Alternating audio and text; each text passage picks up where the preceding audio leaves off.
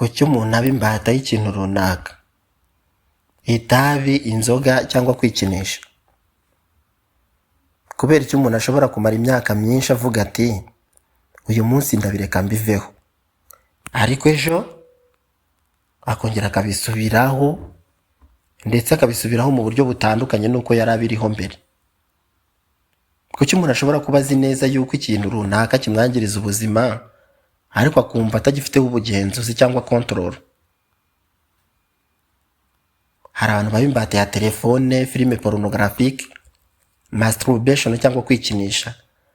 Inzoga zirakinisha, twese turabizi. Ibiyobyabwenge, betting, umuntu akayishyira umushahara we bakawurya agataha yikoreye amaboko, nyamara umugore n'abana barimo bayura. Social media nacyo ni ikindi kintu. Wabasha kuba imbata y'indi myitwarire idahwitse ikibasira umuntu uzi ubwenge, kuyigobotora bigasa naho byamunaniye, ndetse bigasa naho byahunze bigahera ishyanga. Ikibazo ntabwo ari uko bene uyu muntu cyangwa abantu baba ari babidonatiya, ahubwo akenshi ikibazo ni uko baba barafashwe n'ikintu gikora ku bwonko bwabo ndetse kigakora ku myumvire yabo ubwabo. Uyu munsi turavuga ku mpamvu umuntu aba addicted, uko addiction ikura mu muntu. Iyo tuvuze addicted ni kwa kundi umuntu aba yarabaswe n'ikintu runaka. Wenda tuvuze itabi, ubanza ubasha kubyumva vuba. Hari uburyo umuntu muganira yemiza umwotsi w'itabi, mukamara umwanya muganira utari ubizi. Hashira umwanya runaka ukabona ariko uyu mwotsi uca mu mazuru ugatumuka hakurya hariya, ukaba wanakeka ko umuntu ahiye wenda, nyamara kuri we ni ibintu bisanzwe. Kuri we inzungano ze ni inzira y'umwotsi w'itabi. Muri iki kiganiro turavuga impamvu abantu benshi bareka addiction bagasubira inyuma, hanyuma kandi turebe n'uburyo umuntu ashobora kuyivamo burundu kandi bikanakunda. Iyi tuvuga na addiction. Turifashisha umwanditsi witwa Charles Duhigg mu gitabo cye yise The Power of Habit. Nk'uko Charles Duhigg abivuga, addiction akenshi itangira nk'akamenyero gato gato buhoro buhoro, ariko kakazahinduka ikintu wakwita sako. Kuba addiction ihinduka sako ni uruziga. Bishatse kuvuga ko ibi bintu bisubiramo inshuro nyinshi mu buryo bumwe buhoraho, bukageza buhindutse ikintu kimeze nk'uruziga rudashira. Iyi ni Isaac Inspire TV. Jewe ndi mwarimu Isaac mukunda kuganira. Unkundira unkore subscribe kuri uyu muyoboro, tujye tubana mu biganiro by'ubwenge n'uburezi, by'umwihariko dukomeze iki ngiki kugira ku musozo wacyo. Ese ubundi addiction ni iki? Addiction ntabwo ari ugukunda ikintu cyane gusa, ahubwo ni kwa kundi umuntu agira igihe akaba atakibasha kugenzura wenda icyifuzo cyo gukora ikintu runaka, kabone nubwo wenda ubwe muri we azi neza ko cyamwangiriza ubuzima. Tekereza umwarimu uzi neza yuko agomba kwigisha abanyeshuri, akabona telefone iramuhamagaye, akahita aba nk'utabajwe. Mugenzi we bakunze gusangira kamwe, ndavuga agacupa, akamubwira ko yarugushije ashatse yamugeraho bidatinze. Mwarimu nta kuzuyaza, agata abanyeshuri mu ishuri ku manywa y'ihangu, ugasanga ari kubyina mu kabari hafi y'ishuri yikoreye agacuma gashinzemo umuheha, atazi niba abana barwaniye mu ishuri kandi ni rya shuri ashinzwe muri uwo mwanya. Kuri we agacupa ntabwo kaba kari ikintu cyo kwica akanyota, ahubwo kaba katangiye kumugira imbata. Ushobora kubona umuntu wenda yaravuze ko atazongera gusubira ku kintu runaka, yari yarareze arasiba ibanga kubera ingaruka icyo kintu cyamugizeho mu kashize. Yarasezeranye ashimikiriye cyane, ariko nyuma y'igihe gito akongera gusubiramo bya bintu bya nyabyo, ndetse mu buryo buruta ubwa mbere hari. Impamvu y'ibi ni ukubera yuko addiction ubusanzwe ikora ku bwonko bw'inyoko muntu, kandi ubwonko bw'umuntu bugira umusemburo witwa dopamine. Iyo dopamine we rero izamutse ituma umuntu yumva ibyishimo, akumva akanyamuneza, cyangwa akagira akamwenyu karenze cyane. iyo umuntu akoze rero ikintu gitanga dopamine nyinshi cyane, nko kureba filime pornographique, gukoresha drugs, betting, guscrollinga mu buryo buri endless cyangwa se mu buryo butarangira kuri social media, kwa kundi unyereza agatoki muri screen ya telefone ukabona ni ibintu byiza bikajya bihora gutyo ku buryo bishobora kukwataka mu buryo busa naho buhoraho, ku buryo ushobora no kunyereza urutoki muri telefone nta kintu gifatika uri kureba, ukumva ukabikora nta ntego ukamije. Ubwonko bwe cyangwa bw'uwo muntu iyo bubyibutse, igihe cyose bubyibukiye butangira kubyifuza buri gihe. Ni nkaho ubwonko muri bwabwo bwiga yuko ikintu runaka gituma yumva ameze neza cyane, bukaba bwabaza buti ntago nkwiye kubura iki kintu hafi yanjye, bityo ubwonko bugasunikira nyirabwo kongera kuba yagikora kenshi cyane mu buryo buhoraho cyangwa se mu buryo bushoboka. Buhoro buhoro umuntu ntabwo aba agikora kubera yuko wenda bishaka, ahubwo abasha gukora icyo kintu kubera yuko ubwonko bwe bwabimenyereye nk'ingeso karande. Uko addiction itangira, ubusanzwe addiction ntabwo itangira umuntu afite intego yo kwiyangiza, oya, ahubwo bitangira nk'ikintu gito cyane buhoro buhoro. Urugero, umuntu ashobora gutangira betting kubera yenda kugira amatsiko yo gushaka kumenya uko barya bate, baribwa bate, gusa ntabwo aba afite umwanya wo gutekereza yuko umuntu ugiye muri betting aribwa cyane, ahubwo akenshi aba ari ku ruhande rwo kuvuga yuko we agomba kurya uko byamera kose. Muri betting rero ubundi iyo utungutse burya urahomba, ariko akenshi bikunda kugaragara ni uko umuntu ashobora kuribwa, ashobora guhomba ku buryo yanahombana. Undi muntu ashobora gutangira kujya areba filime pornographique kugira ngo yimane amatsiko, curiosity.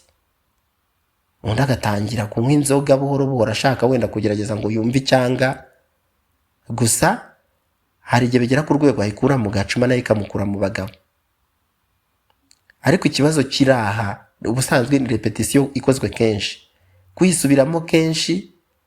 Iyo ikintu gisubiyemo kenshi ubwonko buracyakira, bukarekura dopamine nyinshi, hanyuma bugatangira wenda gusaba cya kintu mu buryo busa naho buhoraho buri gihe. Ikintu ubusanzwe cyari amusement kigahinduka dependence, ni ukuvuga ikintu cyari imyidagaduro cyangwa se cyari cyo kwishimisha gusa, kwishimisha biraho, kigahinduka icy'umuntu noneho atabasha kubaho atabonye. Iki kintu kiba cyamuhinduye imbata. Umva ikindi kintu gikomeye, addiction ikura cyane mu gihe umuntu afite stress, igihe umuntu ari mu bwigunge, loneliness, afite agahinda gakabije, depression cyangwa se depression, boredom, kwa kundi umuntu yumva abihiwe, cyangwa se wenda afite ikibazo cyo kubura direction y'ubuzima. Akenshi iki gihe nibwo addiction ibasha kugira imbaraga ku muntu. Abantu benshi ntabwo baba addicted ku kintu bwacyo, ahubwo baba bashaka guhunga uburyo bumva bameze imbere yabo. Niyo mpamvu umuntu ashobora kuvuga ati iyo mfite stress nibwo mbikora cyane, cyangwa iyo ndi jyenyine musa nta wundi muntu turi kumwe nibwo mbasha gusubiramo cya kintu mu buryo bwuzuye. Hari impamvu rero bikomeye kubireka. Abantu benshi baribaza bati niba umuntu azi ko ibintu ari bibi kubera icyo atabireka rwose ngo acire ko birura. Impamvu nuko addiction ihindura uburyo ubwonko bukora. Iyo umuntu amenyereye dopamine nyinshi, ibintu bisanzwe ntago biba bikimushimisha ubwabyo. Concentration iragabanuka, kwihangana bigacika intege cyane, motivation ikagwa hasi bya nyabyo. Ariyo mpamvu umuntu wabaye addicted ashobora kutongera kwishimira ibintu bisanzwe, kumva nta mbaraga afite, akumva yarabihiwe, cyangwa kumva ahora ashaka cya kintu gusa, akumva ari byo biza imbere mu buzima. Niba yarabaswe n'itabi cyangwa inzoga, iyo abibuze umutima utangira gusaba yangwa, akabura amahoro ahantu atakagombye kuba yaburira. Kandi ikindi, iyo umuntu agerageje kubireka, ubwonko bwe burarwana kandi bukarwana inkundura. Nicyo gituma habaho kugira irari rikomeye cyane cyangwa kwifuza cyane ikintu runaka, nko kwifuza cyane itabi cyangwa inzoga, telefone ndetse n'ibindi. Hari ibintu byinshi bishobora gutera umuntu addiction kandi bitari ngombwa. Guhangayika cyangwa umunaniro wo mu mutwe, kurakazwa n'ubusa, ibi byose ni ibimenyetso. Kugira umujinya mwinshi cyangwa ibyo bita kuvoma hafi, ibi ni ibigaragaza umuntu ufite addiction. Ibi bitera nyirabyo gusubira inyuma cyangwa kuba umuntu wenda yarasubiye inyuma rimwe. Iki nacyo ugomba kukibuka. Ubusanzwe ntabwo bivuze yuko yananiwe ubuzima muri rusange. Oya, addiction ntabwo itsindwa n'amarangamutima gusa, iki ngiki cyo kimenya. Ahubwo bisaba ingamba zihambaye, strategies. Ari nayo mpamvu nibyo bikunda burya ikintu kigunda kugora babaswe n'ibitwise addiction, bikunda kubagora kwinyagambura icyago cyababase muri rusange. Hari uko umuntu yakwikiza wenda addiction. Icya mbere ni uko agomba kwemera yuko afite ikibazo. Intambwe ya mbere ni ukureka kwibeshya ubwawe, kuko iyo umuntu ahora avuga ati iki kintu ntakireka igihe mbishakiye cyose, akenshi ubundi aba atarakira ikibazo cyamuteye. Iyo atarakira ikibazo rero cyamuteye, gukira ubusanzwe bitangira igihe umuntu yamenye kuvuga ati iki kintu kirandusha imbaraga kandi ngomba guhindura uburyo, ngomba guhindura umuvuno.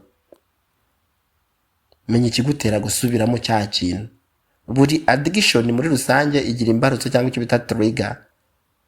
Hari abakora ikintu runaka wenda iyo barambiwe, byo bitwise boredom, iyo bafite stress, iyo bari bonyine, cyangwa yenda iyo bari kuri internet nijoro.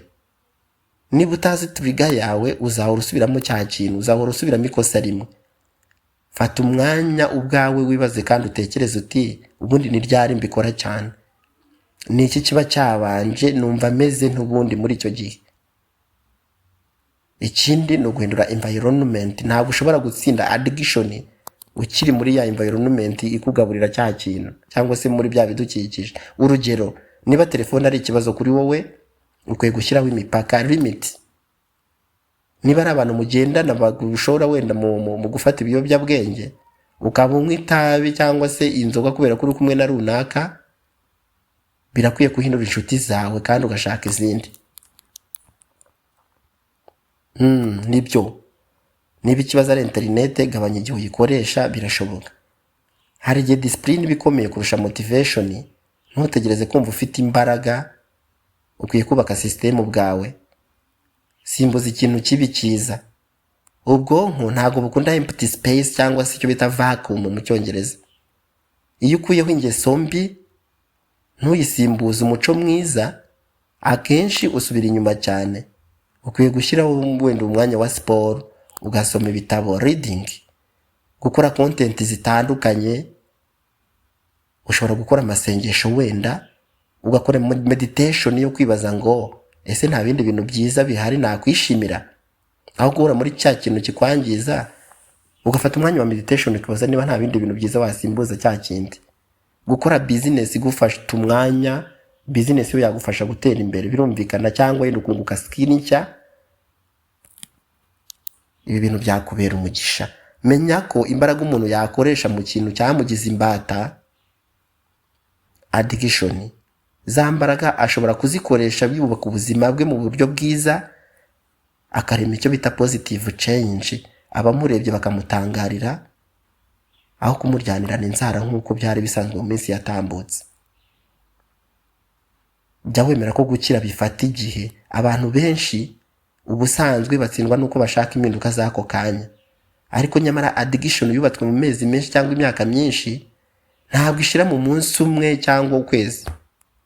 Ahubwo icy'ingenzi ntabwo ari ugucika intege, ahubwo ni ukongera guhaguruka ukabyuka, kubera yuko urugendo ni uko bigenda.